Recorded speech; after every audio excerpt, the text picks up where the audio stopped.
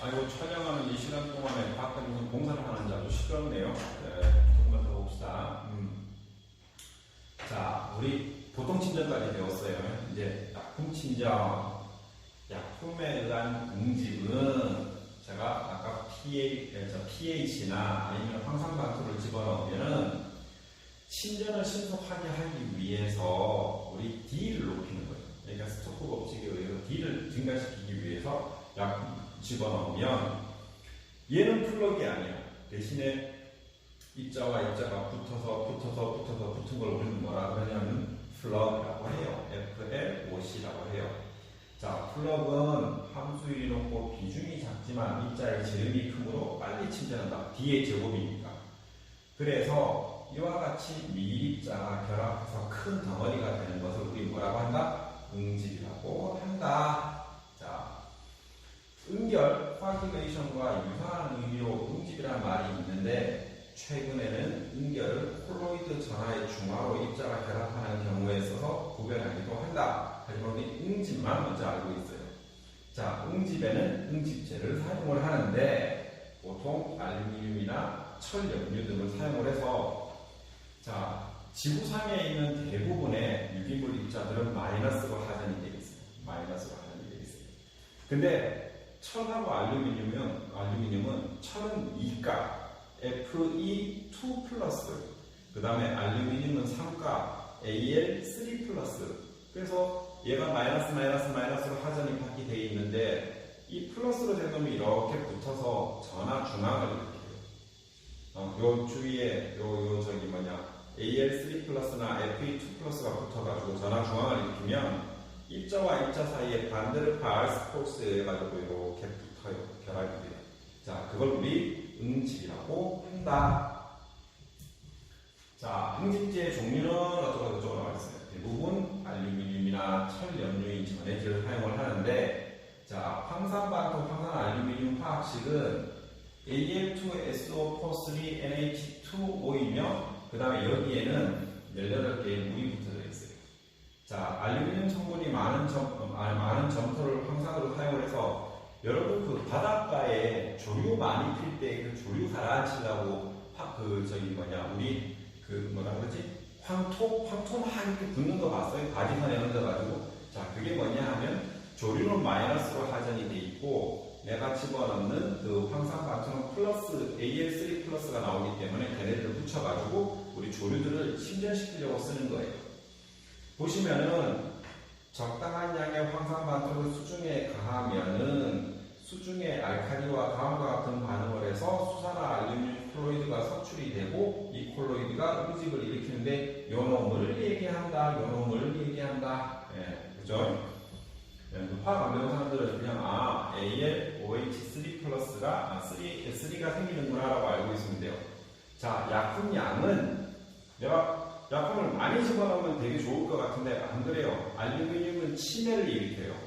알츠하이머병이라는 치매를 일으키기 때문에 적정량의 알루미늄을 집어넣어야 되는데 그때 최적 약품 주입량을 결정할 때 자아 테스트를 사용을 합니다. 자, 자아 테스트는 여러분 내가 숙제를 내진 않는데 그 유튜브에 자아 테스트라고 치면 그 실험하는 방법론이 나와요. 꼭 비대면 수업이기 때문에 한 번은 유튜브에 들어가서 여러분들 좋아하는 유튜브, 너튜브 방송을 보시더라도 자아 테스트라는 말을 쳐서 자아 테스트를 집어넣어서 최종 응집 약품량을 구하는 것을 여러분 보시는 게 좋습니다. 꼭 보세요. 말을 안 시켜도 여러분 보시리라 믿어요. 자, 응집 시간과 친전 시간. 자, 약품 주입으로 점토 입자가 전기적으로 중화되어서 미소플럭을 형성하는 데 걸리는 시간은 짧아. 5초 외울 필요 없어. 자, 그죠? 1분 후에는 얼마, 3분 후에는 점점 D가 증가하는 거죠. 그죠? 자, 물론 반응 시간과 플럭의 형성은 한 탁질의 양질, 약품량, 수온, 응집제의 종류에 따라서 좀 틀리기는 하지만 플럭은 점차 커져가지고 2에서 5mm까지 성장을 시킵니다.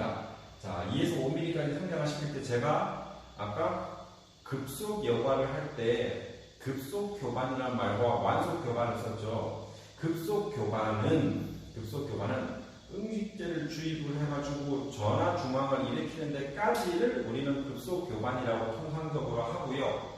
완속 교반은 플러그이 마주쳐서 더 큰 대형 플러그를 만들어 갈 때를 천천히 돌리면서 완속으로 천천히 저어주는 것을 우리 완속 교반이라고 합니다. 근데 이때 내가 야 빨리 돌리는 게 좋잖아. 그래서 빨리 돌려버리면 플러그가 깨져버려요. 플러그가 깨지면 D가 작아지기 때문에 신전할 때 좋지 않은 영향을 미칩니다. 자, 그 다음에 플러그의 그림이 나와요. 자, 신전에 요하는 시간도 응집과 플러그의 형성의 그러니까 형성의 양부, 플러그 형성되는지 안 형성되는지 신전지의 구조 수원에 좌우되지만 통상적으로 3에서 5시간 정도 충분한 친전을 행합니다. 약품 친전지에서 친전 시간은 3에서 5시간 정도 되고요. 친전 오니, 슬러지를 얘기하는 거예요. 오니는 슬러지를 얘기하는 거예요. 슬러지는 영어로 쓰레기라고 했어요. 일부는 반송하여 원수와 혼합하여 여과지를 세점한 배수로 혼합하면 플러그 형성이 빨리 이루어진다. 그러니까 나무 쓰레기를 다시 원수에다가 집어넣기도 해요. 그러면 남은 그 오니들이 씨드, 그 씨앗의 역할을 하기 때문에 플러그가 좀 더 빨리 형성되기도 합니다. 내가 제거하려는 게 점토예요. 점토는 마이너스가 하중이 돼 있어요.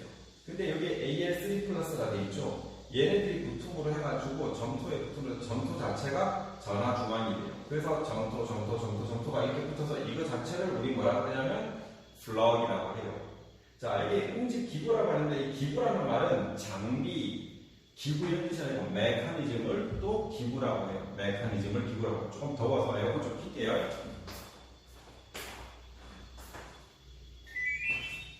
자, 그래서 보면 AL3 플러스 돼 있죠. OH가 하나, 둘, 세 개 있죠. 그래서 ALOH3라고 해요. 자, 이렇게 D가 커지면 원래 D는 요거밖에 안 되는데 이렇게 붙어 있을 때 D가 커지면은 어떻게 돼요? 스토크 법칙에서 D의 제곱승에 비례해서 침강 속도가 증가되기 때문에 플러그를 형성하는 것이 훨씬 더 침전에 도움이 됩니다. 그죠? 자, 혼약 장치. 자, 약품을 혼화하는 장치를 얘기를 하는데 거기에는 여러 가지가 있는데 약품 주입 장치가 있습니다. 약품을 어떻게 집어넣어? 삽으로 퍼넣어? 아니에요. 약품 주입 장치는 이젝터라고 하는 분말 약품을 압력수하고 섞어가지고 보내는 장치가 있어요. 그래서 약품 주입 장치와 그 다음에 혼화지. 이때 혼화지는 급속 교반지를 얘기를 합니다. 급속 교반지. 뭐라고 했어요?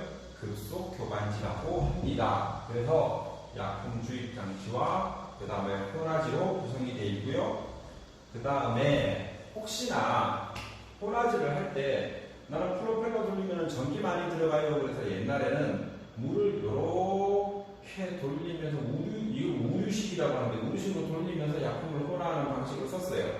자, 요 위에서 본 그림이고요. 이때 이거는 뭐냐면 좌우 우류식 혹은 수평 우류식이라고 하고 물이 들어가서 옆에서 본 그림인데 이렇게 흘러가는 것은 상하 우류식이라고 해요. 그래서 우류식의 응집지를 사용을 하기도 합니다. 자, 보시면은 수도 손실이 크고 수량 변화에 대해서 속도 조절을 할 수 없는 결점이 있어요. 그러니까 물이 많이 들어가고 여기에 뭐 내가 손댈 게 하나도 없잖아. 물이 들어오면 이 앞밖에 결정을 할 수가 없어요.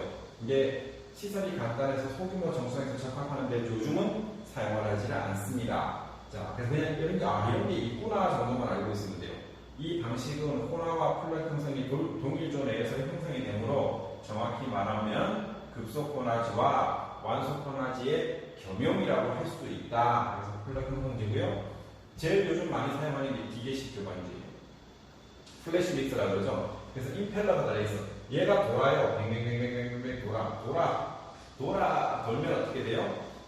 급속 혼화 교반지, 급속 혼화지 체류 시간의 1분 내외로 혼화지 회전 날개의 주변 속도는 1.5m/s 이상이면 충분하다. 여기는 요거보다는 높게 돌아야 된다. 왜? 전화 중앙을 일으키려고 하면은 수화 반응이 1초 내에 끝이 나므로 응집제를 주입을 물이 이렇게 들어서 이렇게 나가죠. 혹은 이렇게 들어서 이렇게 나가기도 해요. 물을 얘를 회전시켜가지고 그 다음에 저 약품을 요 밑에다가 주입을 해요. 이렇게 펌프로 밀어넣은 약품이 여기서 돌아가게 만들어서 응집제와 그 다음에 부유물이 섞인 원수와의 혼화 작용을 하기도 합니다.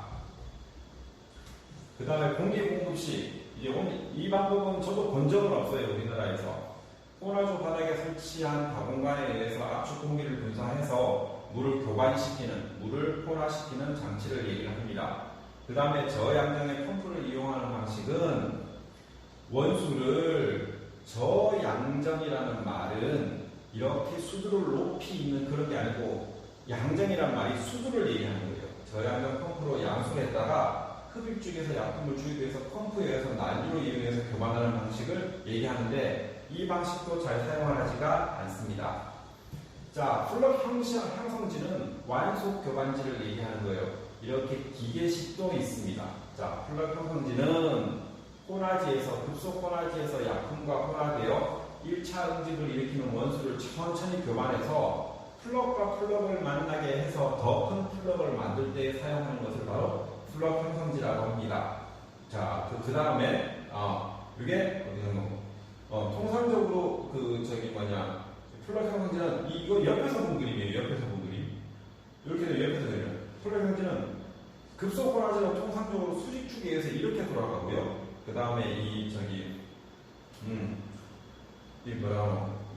플럭 형성지는 통상적으로 이렇게 돌려요. 근데 최근에 이 수직형으로 이 위에서 본 그림에 이렇게 돌아가는 것들이 완성 혼화지로 있어요.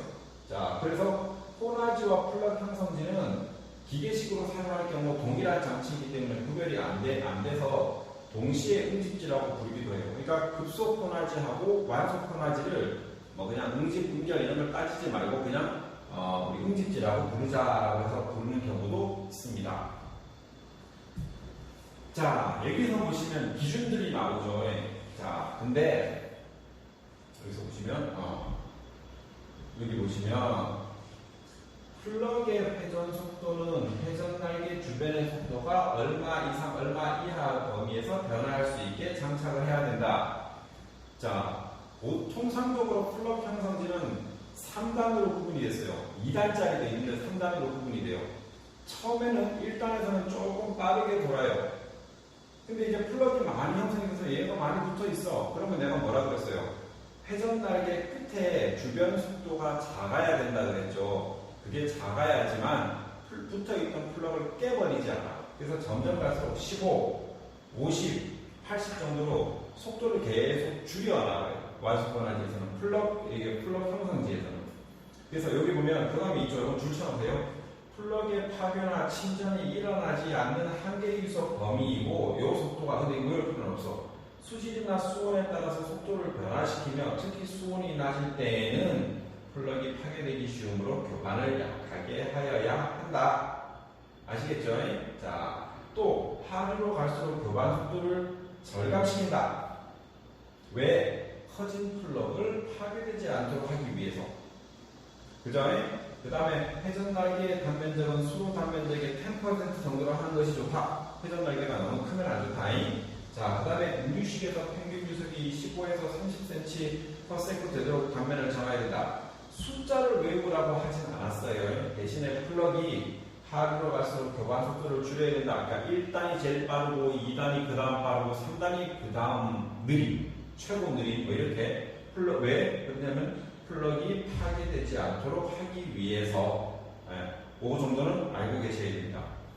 자, 약품 침전지 측면도입니다. 여러분 여기 보면 체인이 하나 걸려져 있죠. 이게 뭐냐 하면은 가라앉은 슬러지를 배출하기 위해서 얘네들이 슬러지를 긁어서 쭉 긁어가지고 이쪽 폭포로 딱 보내요. 그러면 얘가 밸브를 열어가지고 여기에 쌓여있던 슬러지들을 밖으로 빼서 젤 배출수지로 보내게 됩니다. 젤을 배출수지로 보내게 됩니다. 자, 약품 침전지는 약품 주입, 혼합, 플럭, 급속혼화, 완속혼화 형성의 단계를 거쳐 크고 무겁게 성장한 플럭의 대부분을 침전 분리에 의하여 제거하도록 하기 위해서 사용을 합니다. 자, 용량 결정은 보통 침전지와 같은데 아까 보통 침전지는 침전 시간이 한 12시간 정도 얘기했죠. 근데 약품 침전지에서는 3에서 5시간으로 단축해도 무방하다. 그래서 약품 침전지를 우리 대규모의 정수장에서 많이 사용하고 있습니다. 특히 진주시에 나온 진양호 정수장도 우리 약품 침전지를 사용하는 걸로 알고 있습니다. 자, 대부분 부유물이 대형의 부유물이 침전하기 쉬운 플러그로 형성되기 때문이다. 플러그 한번 보고 싶죠? 근데 보면 딴 거 아니에요. 육안으로 이렇게 보여요. 자, 침전진의 평균 유속은 보통 침전지보다 약간 빠르게 해도 좋은데 이 숫자는 외워두세요. 40cm/min. 보통 세크로 나오는데 이게 미니시죠. 40cm/min 이하로 하는 것이 좋다. 숫자 외워두세요. 빨간 줄만 쳐두는 게 좋죠. 자, 침전지의 모양입니다. 근데 아까 약품 침전지 같은 경우는 구배를 줬는데 이게는 구배가 없이, 구배가 왜 필요 없냐 하면 요걸 두거든. 요 기계적 제거기라 그래가지고 슬러지 수집 장치를 이렇게 체인으로 걸어서 이게 움직이고 있는 건지 안 움직이고 있는 건지, 왜냐면 빨리 움직이면 또 부유물이 부유하기 때문에 천천히 긁어요. 천천히 긁는 기계적 슬러지 수집기가 건드립니다. 이게 위에서 본 그림이고요. 이게 밑에서 본 그림입니다. 자, 여기서부터 여기까지 거의 100m 됩니다. 거의 100m. 여기서부터 여기까지 지금 30m밖에 안 잡았는데 거의 한 40m 이상은 딱 돼요. 보면 침전지에서 유속의 흐름을 40cm/min을 보고 있으면 도대체 이게 물이 흘러가는 건지 고여 있는 건지 아니면 정체되어 있는 건지 잘 모를 정도로 천천히 갑니다. 천천히. 아시겠죠?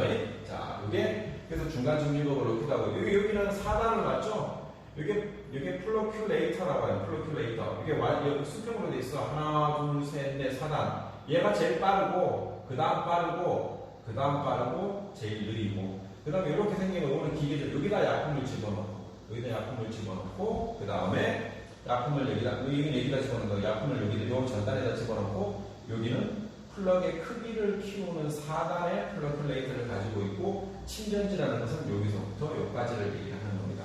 자, 정류벽은 제가 아까 보여드렸죠. 정류벽은 구멍이 뻥뻥뻥 뚫린 벽을 얘기를 하는 겁니다. 자, 그 다음에 침전지에다가 표면 부하율은 Q 나누기 A라고 했어요. 그죠? A는 침전 면적, 위에서 봤을 때 침전지의 면적을 하는데 약품 침전지의 경우에는 15에서 30mm/min으로 합니다. 표면 부하율이라는 게 왜 속도 개념으로 나오나요? Q 나누기 A니까 Q는 미터 삼순/시간이고 면적은 미터 제곱이니까 유속의 개념으로 나오게 되는 거죠. 그죠? 자, 침전지의 형상은 이때 장방향이라는 말은 아까처럼 봤던 사각형을 얘기하는 거예요.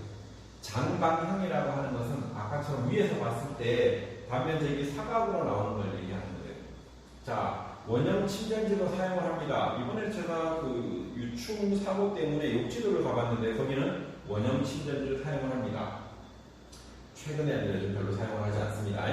자, 장방형의 장과 단별, 긴 쪽과 짧은 쪽은 1대 3대 8로 하는 것이 수류의 안정성을 유지하는 데 좋은 결과를 나타냅니다. 침전지의 수는 술이 고치거나 슬러지를 제거를 하기 위해서 2지 이상으로 해야 됩니다. 그러니까 한 지를 사용을 하고 한 지는 무조건 그 슬러지를 제거하거나 아니면 수리를 하는 거예요. 그러니까 여유지를 한 지 이상을 둬야 돼요. 플럭 형성지와 침전지를 일체로 구축을 하고 양자는 단순히 유공 정류벽으로 분리시키는 정도가 좋습니다. 무슨 말이냐 하면 여기에 정류벽을 두고 여기는 응집지, 여기는 침전지라고 하는 겁니다. 통상적으로 한 구조물로 되어 있어요. 자, 그 다음에 침전지의 유효수심은 제가 아까 4m 정도라고 했죠. 자, 3.0에서 5.5m 정도이며 바닥에서 침전지 퇴적을 시키는 슬러지는 실로 30cm 이상의 여유고를 둡니다. 자, 슬러지 수집기를 사용할 경우에는 슬러지 실을 둘 필요가 없이 뽀뽀해서 바로 밸브를 열어서 아까처럼 긁어가지고 이 단에서 제거를 하게 됩니다. 정류벽입니다. 정류벽. 자, 정류 설비라고 하는데 딴 건 없어요. 구멍이 뻥뻥뻥뻥 뚫린 벽을 얘기하는 거예요. 물이 여기를 통과하게 되면은 위에나 밑에나 유속을 똑같이 정류를 만들어 준다. 그래서 우리 정류벽이라고 합니다. 침전이 효율적으로 이어가는지 아닌지는 침전지 내 흐름의 정류 여부에 큰 관계가 있습니다. 정류를 만들어줘야 돼요. 순간적으로 난류, 밀도류, 편류, 대류 등이 생기면 대류는 편백선이라고 해서 하는 이 흐름을 대류라고 해요. 난류는 뭐라고 했어요? 수리학 시간에 배웠죠? 유속이 빠른 흐름. 밀도류는 윗부분의 유속이 윗부분에는 밀도, 그러니까 물의 밀도가 틀려요. 물의 밀도가 왜 틀리냐면 물은 사고 시대가 제일 무거워. 그래서 찬 흐름이 밑으로 흐르고 뜨거운 흐름이 위로 흐를 때 밑에 있는 흐름이 유속은 느리지만 무겁기 때문에 모멘텀이 커서 밀도류가 생기는 거예요. 그러니까 그 흐름의 양상이 틀린 걸 얘기하는 거예요. 혈류는 여기가 이만큼 깨졌어. 여기가 이만큼 깨지면 어떻게 돼? 이쪽으로만 물이 먼저 흐르겠죠. 저항이 같기 때문에 그걸 혈류라고 해요. 자, 침전지의 유입구나 유출구의 구조는 특히 난류 및 혈류 등의 발생에 관계한 기품으로 주의를 용이하게 해야 되고요. 이런 정류벽을 설계할 때도 분명히 조건이 있습니다.